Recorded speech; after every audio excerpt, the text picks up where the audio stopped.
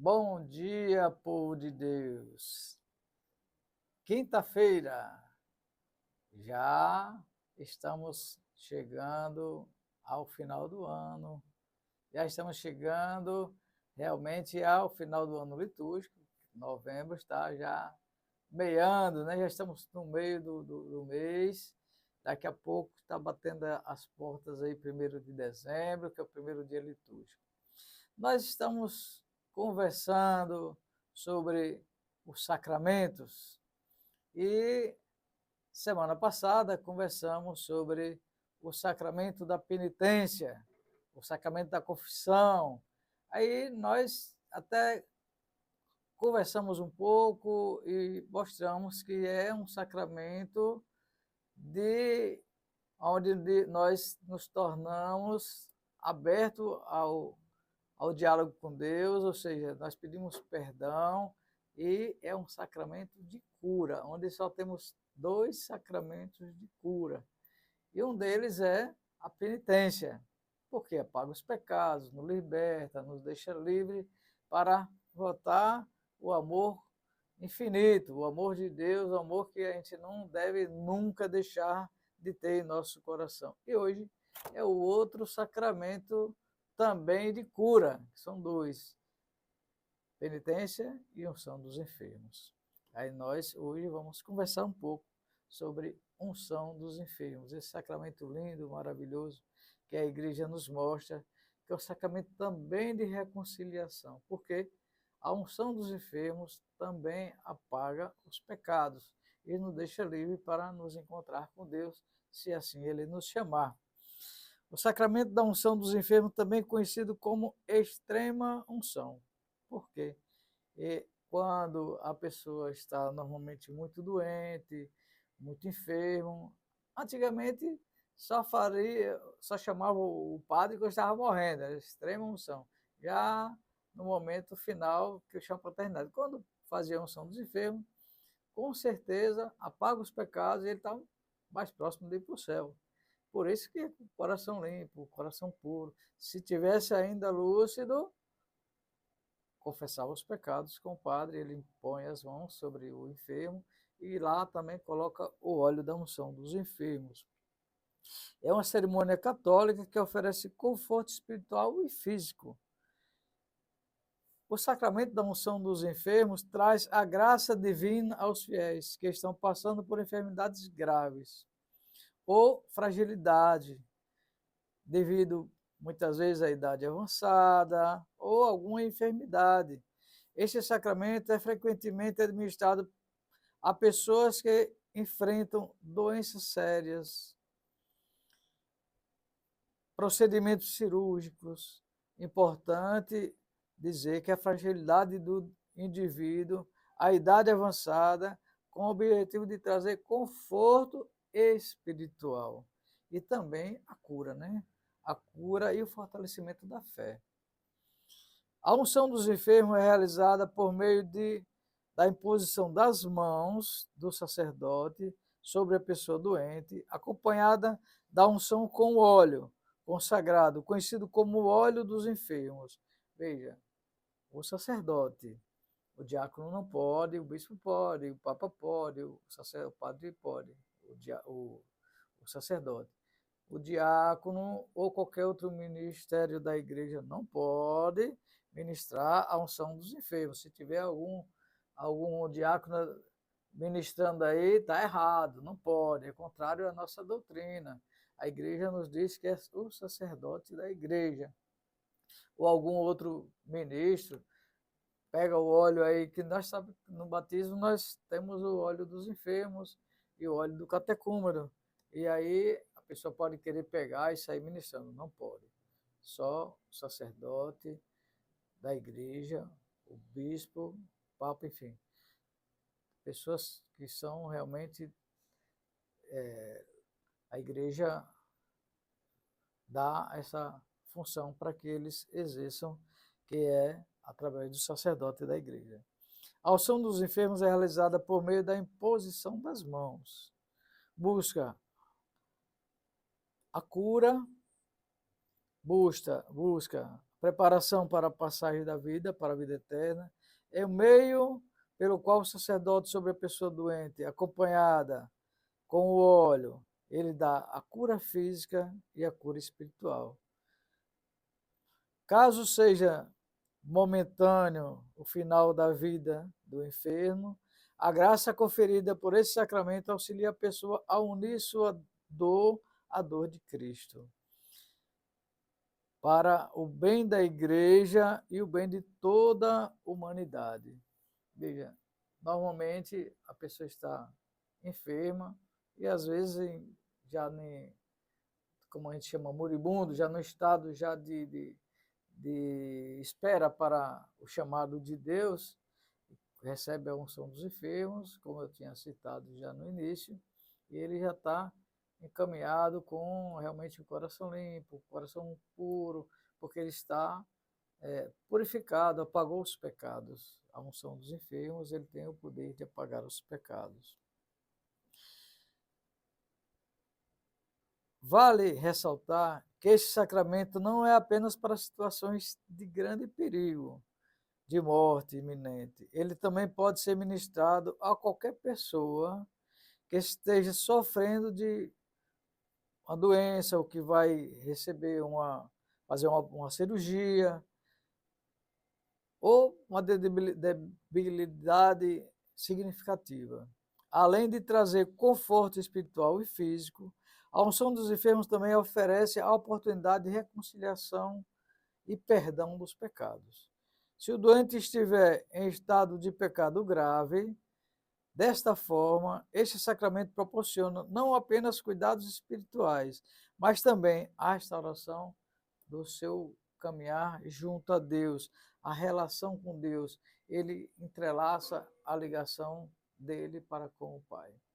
Veja que a unção dos enfermos é um sacramento de cura, de libertação dos pecados e a fé em Deus na certeza de que vai abrir verdadeiramente o sentido da sua vida para junto de Deus, é levado para o Pai. No momento que você recebe a unção dos enfermos, pode ter certeza, se você não tiver, for para fazer uma cirurgia, você realmente faz uma reflexão é bom que esteja confessado, mas se por acaso não pôde se confessar e naquele momento não está em condições de se confessar, faz uma reflexão mental, faz realmente um momento de intimidade com Deus, entrega qualquer pecado que venha, qualquer desavença que você tenha com alguém ou no seu pensamento, entregue a Deus, porque você vai ser curado naquele momento, materialmente e espiritualmente. Hoje nós temos primeira leitura, a carta a Filemon, Paulo a Filemon, o Salmo 118 e o Evangelho. Sempre Deus nos fala através das leituras do Evangelho, nos fala diretamente ao nosso coração. Ele faz com que nós sintamos a sua presença.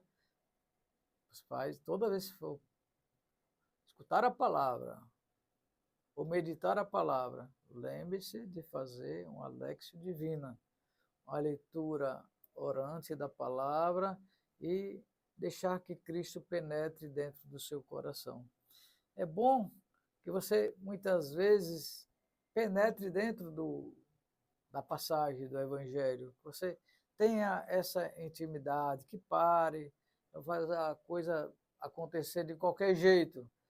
Pare diante de Deus, pare diante do Evangelho e deixe Cristo falar ao seu ouvido e assim falar ao seu coração. Porque tudo que entra nos nossos ouvidos, nós temos que estar preparados para que sejamos instrumento da graça e do amor de Deus.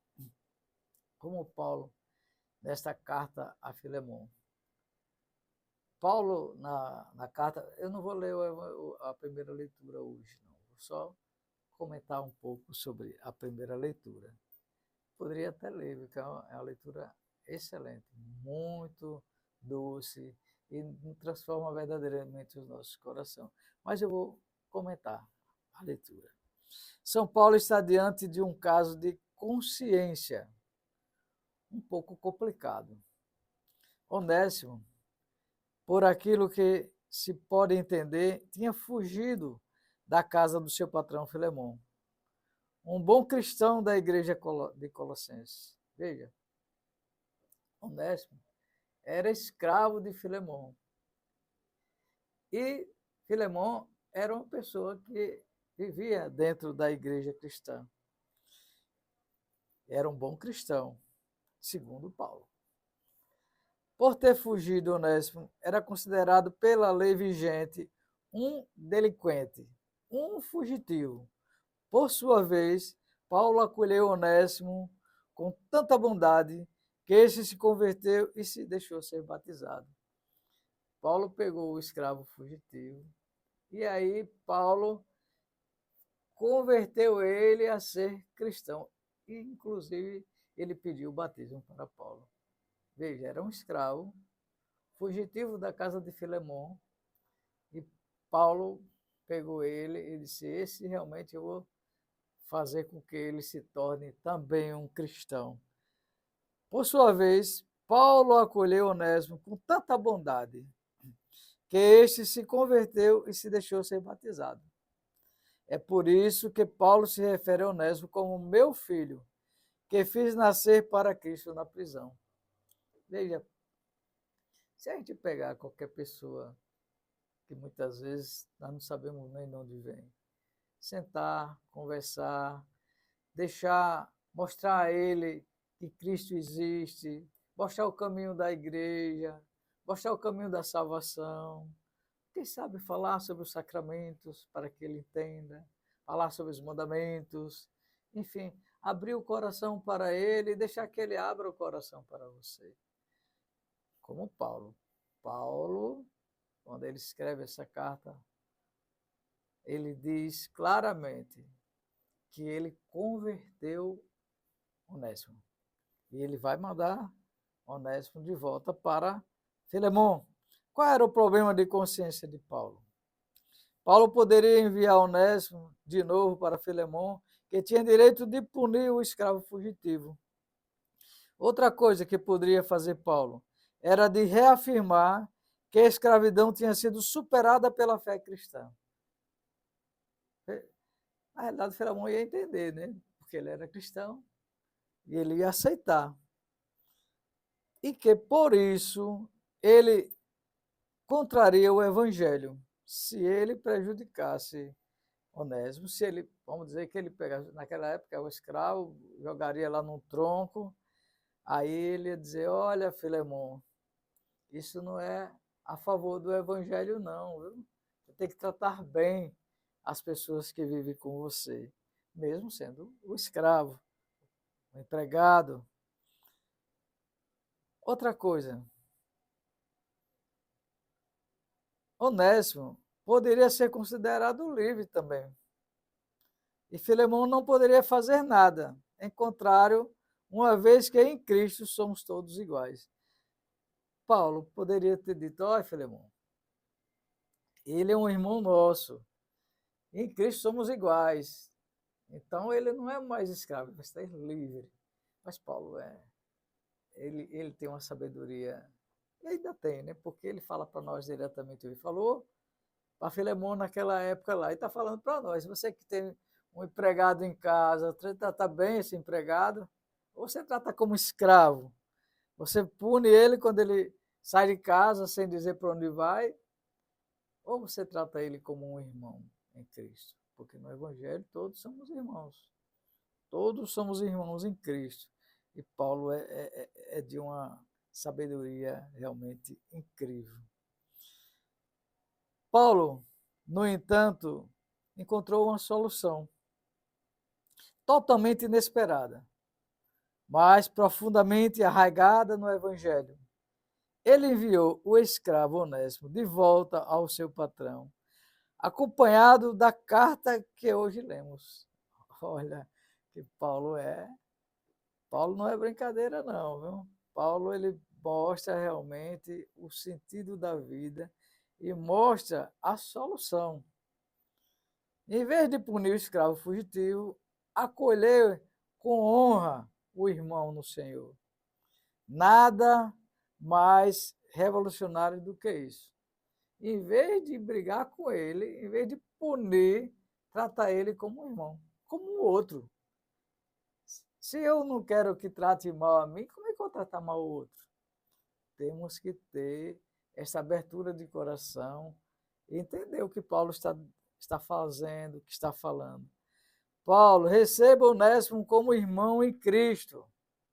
Ele diz a Filemão, manda a carta. Paulo não impõe nada a Filemão, mas faz o apelo de caridade. A fé lhe sugere uma solução em vez de punir o escravo, acolher com honra um irmão no Senhor. Nada mais revolucionário do que isso. Veja, faça uma reflexão em sua mente, em seu coração. Em vez de você punir alguém que você quer machucar, muitas vezes por ser gente e muitas vezes por não ter paciência, não saber entender a posição do outro.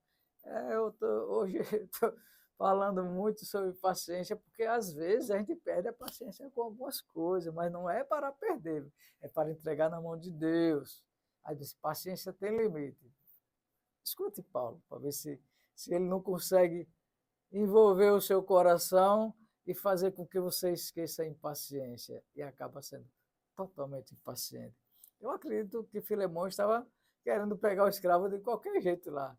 E Paulo aí amacia direitinho o coração de Filemão. Ainda escreve uma carta, olha, acolha como irmão, viu? Ele não é mais uma pessoa fora, ele agora é batizado, é uma pessoa que segue o Evangelho, é uma pessoa que entendeu que Cristo existe e que está no seu coração. Ouçamos mais uma vez o pedido revolucionário de Paulo. Eu não quis fazer nada sem o teu parecer, para que a tua bondade não seja forçada, mas espontânea. Se ele te foi tirado por algum tempo, talvez seja para que o tenhas de volta para sempre. Mas Paulo é danado, não? Paulo, ele falando, eu estou escutando ele falar aqui no meu vídeo, não é possível. Ele disse, se você estava com raiva, se você está preocupado, porque a pessoa que ele não voltava mais nunca, ele foi tirado só para você entender que você precisa dele também. E que eu estou lhe devolvendo ele agora, com o amor de Deus. Paulo diz, talvez seja para que tenhas de volta para sempre. Ou seja, se você tinha ele como escravo, agora você vai ter ele como amigo, como irmão, como outro Cristo. Já não como escravo, mas como um irmão querido. E muito mais do que isso, como um irmão muitíssimo querido para mim e para você. Mas ele o for para ti, tanto como pessoa humana, como um irmão de Cristo no Senhor. Olha que Paulo ele nos deixa realmente de boca aberta. Ele nos mostra que nós muitas vezes precisamos de parar, não? Parar para escutar o outro, parar para pensar, tentar muitas vezes ajudar as outras pessoas a sobreviver, a ter uma vida de cristão, a sentir a presença de Deus e que também o outro precisa deste amor. Veja que ele sabia que Onésimo era escravo de Filemão e que estava fugindo, mas ele acolheu como filho. Ele não quis nem saber se ele era escravo ou o que é que ele era. Ele acolheu como irmão, como um outro Cristo. E mostrou a ele, a Onésimo, que ele também poderia ser um cristão e que tinha o direito de ser irmão em Cristo. No Evangelho todos somos irmãos. No Evangelho claramente ele diz, somos irmãos em Cristo. Por isso ame o seu irmão, mesmo quando tem um certo limite de dificuldade, ou mesmo muitas vezes quando não conseguimos entender a posição dele, nem alguma coisa que ele pensa ou que ele faz. Olha, meu irmão e minha irmã, eu estou com certeza de braços abertos a esta carta de Paulo a Filemon. É como se ele estivesse escrevendo para mim. E muitas vezes a gente também tem uma consciência um pouco afastada. Nossos pensamentos muitas vezes vai muito longe e a gente diz assim, eu queria era que aquela pessoa fosse para outro lugar, mas não é. É para vir para nós, porque só assim a gente testa o nosso conhecimento, o nosso amor. Em vez de ele estar afastado, ele vem para viver eternamente ao nosso lado, no nosso coração, na nossa mente e na nossa vida. E muitas vezes nós precisamos verdadeiramente de entender este amor para com Deus e para com os irmãos. Como as pessoas devem entender esta carta? Aprender a entrar pela porta da frente da igreja, aprender a ser cristão, aprender a tornar-se irmãos verdadeiros no evangelho das outras pessoas, perceber que é discípulo de Jesus e também é importante ser misericordioso e perdoar. O fechamento da carta de Paulo, para que a gente entenda verdadeiramente que nós precisamos acreditar em Deus e acreditar que tudo pode naquele que nos fortalece. Agora também não vou ler o Salmo, mas vou também dar uma pincelada no que o Salmo quer nos dizer hoje, no que Jesus quer nos falar hoje através desse Salmo. Aqueles que experimentam a bondade e o amor misericordioso de Deus devem expressar gratidão, conhecer o caráter verdadeiro do Senhor, levar ao agradecimento a partir da premissa. Precisamos refletir qual o nível de gratidão estamos fazendo, ou estamos nos referindo, ou estamos levando as outras pessoas para que Deus nos dê a absolvição dos nossos pecados. A pessoa que confia totalmente em Deus e por ele realmente se dedica, por ele afirma acima de tudo e acima de todas as circunstâncias, de todas as coisas. Deus deseja iluminar com a sua palavra para que não haja nenhum cantinho em nós em que não habite a luz divina. Pois como bem afirma o Salmo 118, a palavra de Deus é para os nossos pés lâmpada e para o nosso caminho luz. Olha, o Salmo também é forte, ele responde a primeira leitura. Não li a primeira leitura para você ler a carta a Filemon e não li o Salmo para você ler os dois e entender esta resposta em que nós estamos colocando, para que você já tenha isso no coração e quando você ler, você vai refletir. Vai entender tanto a carta de Paulo a Filemon, como o Salmo 118. Ora, as palavras mencionadas em Esdras são a primeira e a última sentença deste salmo. E nós concluímos, portanto, que o povo salmodiou todo este canto sublime e mais ainda, que o uso desta composição em tais ocasiões foi ordenada por Davi, que concebemos ter sido ele o autor desse salmo. O salmo, ele é um cântico e Davi salmodia ele, faz com que ele se torne uma música agradável aos nossos ouvidos. Jesus disse que temos apenas este dia e não devemos ser ansiosos para o dia de amanhã. Olha que coisa importante. Nós todo dia é um único dia. E Jesus ele diz que não devemos nos preocupar com o dia de amanhã, porque Deus ele está conosco e ele está preparando o dia de amanhã para você. Mesmo que tenha ido mal hoje, e pode ser completamente novo e glorioso amanhã, se não algo que incomoda a nossa consciência no passado, temos abundante graça e poder de trazer novamente a graça de Deus hoje, amanhã. Deus está com você, meu irmão. Abra o seu coração para Deus, que Ele vai penetrar completamente na sua vida. Ele nos ajuda a compreender mais claramente qual íntima é a presença de Deus conosco. O salmista proclama que Deus criou com infinito cuidado e o formou em devida semelhança aqui no livro de Hebreus 4:13, escrito: confessa a sabedoria de Deus, que conhece as atitudes e pensamentos do coração. Veja, Deus preparou tudo com cuidado. Ele preparou com infinito cuidado e formou com a divina semelhança todos nós, para que sejamos realmente firmes na fé.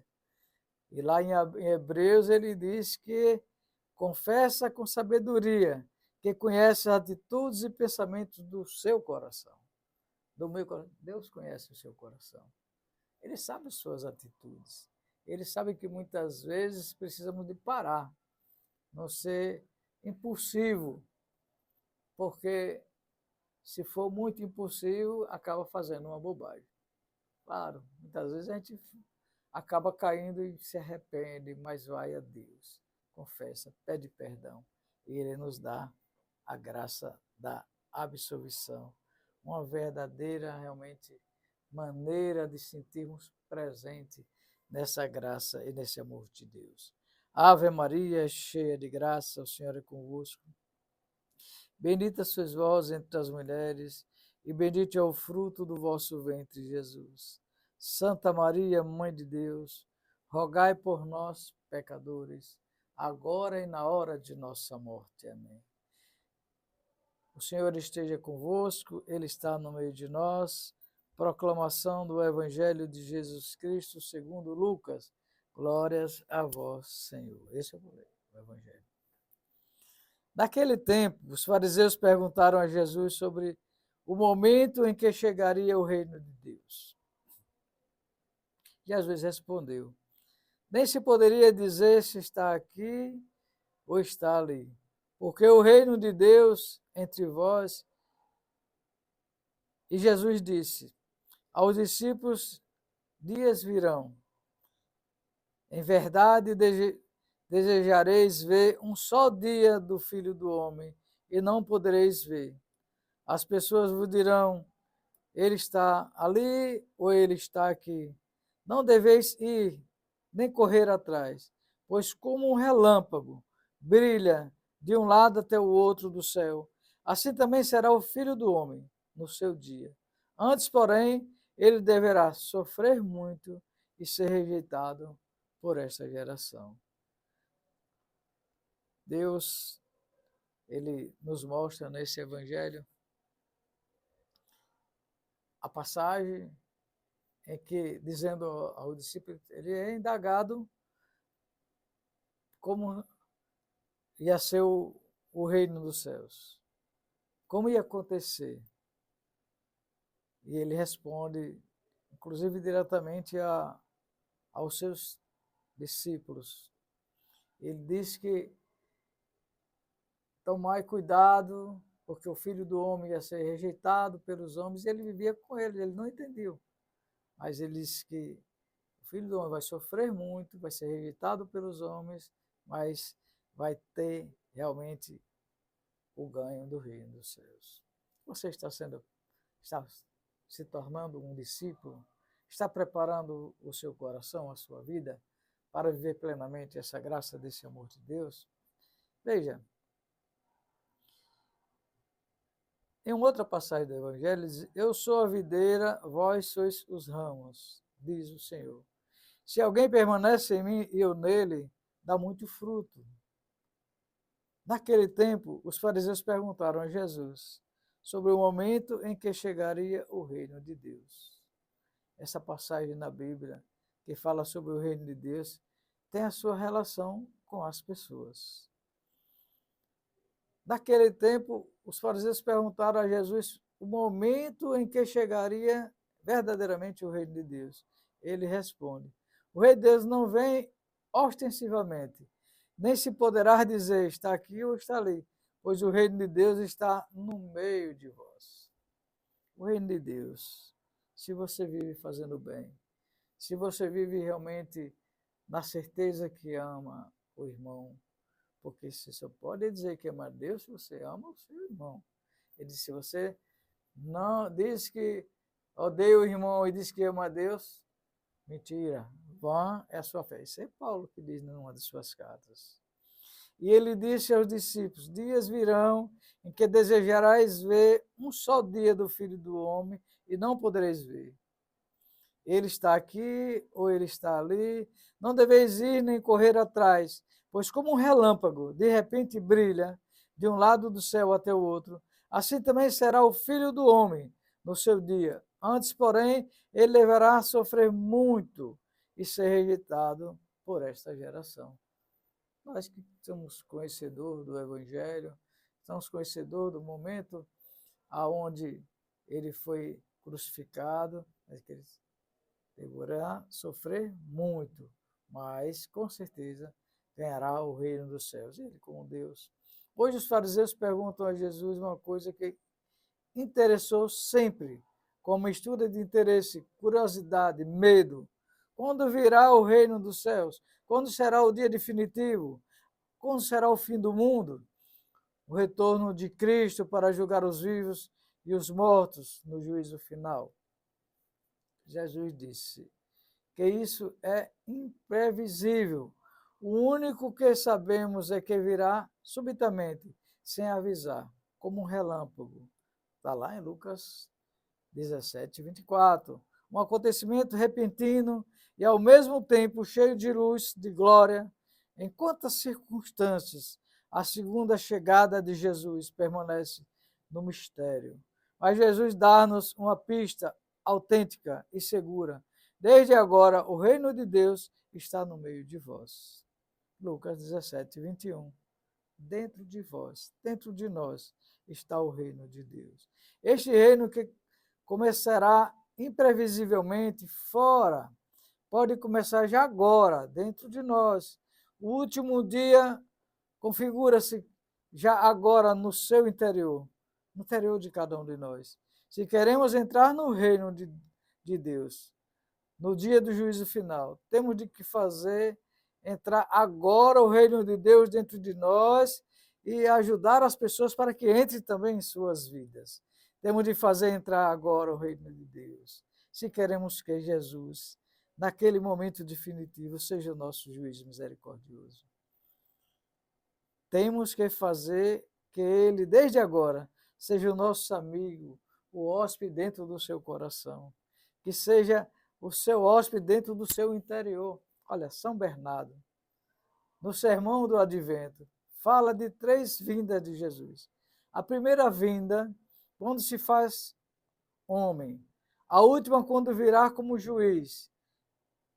Há uma vinda intermediária, que é a que tem lugar agora no seu coração, de cada um de nós. E daí em diante, é que onde ele se faz presente no nosso meio, é onde nós devemos fazer o bem com as pessoas, onde nós devemos ajudar mutuamente, rezar uns pelos outros, em relação pessoal, em relação de experiência com Deus. A primeira e a última, nós já conhecemos, sabemos, está no Evangelho. A sentença que pronunciará Jesus no dia do juízo será a que agora ressoa no seu coração. Aquilo que ainda não chegou, agora já é uma realidade no seu coração. Sabemos que se fizermos as coisas erradas, contrário à vontade de Deus, é uma realidade que quando ele vier julgar os vivos e os mortos, ele vai separar os cabritos das ovelhas. E nós devemos estar abertos, preparados, deixar que ele penetre verdadeiramente no nosso ser. Veja, Santo Agostinho. Quando o dia já declina para o pôr do sol, o Senhor entrega à cruz a alma que depois havia de recuperar, porque não a perdeu contra a sua vontade. Também estivemos representando aí. Veja, estamos representados na cruz. Santo Agostinho, ele nos fala que Jesus não perdeu, porque ele estava se entregando conforme a vontade do Pai. Nós também devemos fazer isso, fazer a vontade do Pai. São Francisco. Também o sofrimento, a cruz cotidiana da vida, a cruz do trabalho, da família, de fazer bem as coisas. Esta pequena cruz cotidiana faz parte do reino de Deus. Então, nós nos entregarmos a Deus sem reclamar. Tantas coisas a gente diz, vou fazer isso repetido, estou fazendo isso, mas está contrário ao meu vontade. Olha, você tem que fazer com vontade, com graça, com amor, porque é a vontade de Deus, você tem que fazer o cotidiano acontecer. Porque senão aí vai ficar monótono e você vai acabar ficando depressiva, ficando uma pessoa que não vai dar sentido à vida. Entregue-se na mão de Deus, veja o que São Francisco está nos dizendo. Também o Catecismo da Igreja Católica, de número 2771. Na Eucaristia, os pedimos que fazemos ao nosso Pai, diferentemente das orações da antiga aliança, apoiam-se no mistério da salvação já realizada, de uma vez para sempre, em Cristo, crucificado e ressuscitado. Uma vez para sempre. Jesus crucificado e ressuscitado. Ele não vai mais acontecer o que aconteceu já há mais de 2000 anos. Aconteceu uma só vez, ele ressuscitou e agora ele vai vir para nos julgar, para julgar os vivos, mas é por isso que nós devemos estar com o coração voltado para Deus, estar verdadeiramente com este amor. Às vezes nós, como aqueles fariseus, nos perguntamos e nos confundimos, pois não sabemos discernir onde se encontra o reino de Deus. Neste evangelho, o próprio Jesus, mais uma vez, nos afirma que o reino de Deus está em você, está em nós, está em mim, e se manifesta dentro de nós, dentro do nosso coração. O reino de Deus é o próprio Jesus que vive, ele vivo e ressuscitado, a tua e a nossa vida pelo poder do Espírito Santo. Portanto, nunca podemos nos esquecer de que o reino de Deus não está na pregação maravilhosa de algumas pessoas, mas está nas coisas que acontecem na sua vida. O reino de Deus está neste momento no seu ser, no seu interior. Extraordinariamente nos chama a atenção, mas sim dentro de nós, dentro do nosso coração. Jesus continua vivo no meio de nós. E o Espírito Santo habita em você, habita em nós, no mais profundo do nosso ser, nos fazendo ter comunhão íntima com o Pai e com o Filho. O reino de Deus consiste, então, em se ter o próprio Jesus dentro de nós, como Rei, o nosso Salvador, o Salvador da nossa vida, sendo o mestre das nossas orações e a luz para os nossos pensamentos.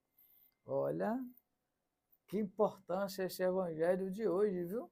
Por isso que eu disse, vamos fazer uma Lexio Divina, entrar dentro do evangelho e sentir o que Deus quer para nós, quer para você hoje. O reino de Deus consiste, então, em ter o próprio Jesus como um rei dentro da sua vida, dentro da nossa vida, sendo o mestre de nossos corações. Quando disser a alguém, está fazendo milagres, corremos, não se apresse, pois esse milagre pode estar acontecendo também na sua vida. Se alguém diz, está acontecendo um milagre, aí você vai correndo para ver o milagre, não se apresse, porque esse milagre está acontecendo também na sua vida, acontecendo dentro de você.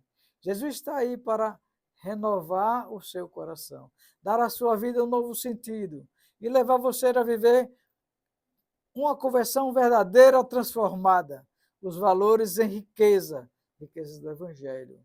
São essas coisas que devemos seguir. Ver Jesus dentro do outro, ver Jesus realmente fazendo os milagres acontecer, percebemos Ele e o Espírito Santo, Espírito visível, vislumbrando como mergulhamos dentro de nós mesmos, por meio das pessoas do mundo. Nós só podemos perceber os sinais, acenos de Deus quando estamos voltados para Ele, dentro dele, crescendo espiritualmente. Onde está o reino de Deus? Você já tem percebido? Está dentro de você? Está dentro de si? Você costuma correr em busca das pessoas que estão fazendo milagres? Você tem percebido os milagres que acontecem dentro de você? Jesus já é o rei da sua vida. Por isso ele faz sempre os milagres acontecer no seu coração e na sua vida, meu irmão e minha irmã. Por isso, hoje, nesta quinta-feira, estava até esquecido de falar sobre adoração ao Santíssimo. Olha que milagre! Jesus vivo na Eucaristia, completo em corpo, alma, sangue e divindade. E outra coisa, viu? Pode ter fé, acreditar, falar com Jesus Eucarístico que o milagre já está acontecendo na sua vida. Veja que o Evangelho ele nos revela, Lucas, que o milagre está acontecendo na sua vida diariamente. Por isso, meu irmão e minha irmã, concentre-se, abra o seu coração para Deus e tenha certeza que Ele vai lhe curar todas as suas enfermidades. Pai nosso que estás nos céus, santificado seja o vosso nome. Venha a nós o vosso reino. Seja feita a vossa vontade, assim na terra como no céu. O pão nosso de cada dia nos dai hoje. Perdoai as nossas ofensas, assim como nós perdoamos a quem nos tem ofendido. E não nos deixeis cair em tentação, mas livrai-nos do mal. Amém. Santo anjo do Senhor, meu zeloso guardador, se a ti me confiou a piedade divina, sempre me reges, me guarde, me governe, me ilumine. Amém. O Senhor esteja convosco, Ele está no meio de nós, que desça sobre todos a presença de Deus, a bênção do Deus rico e misericórdia, o Pai, o Filho e o Espírito Santo. Amém. Ficai em paz.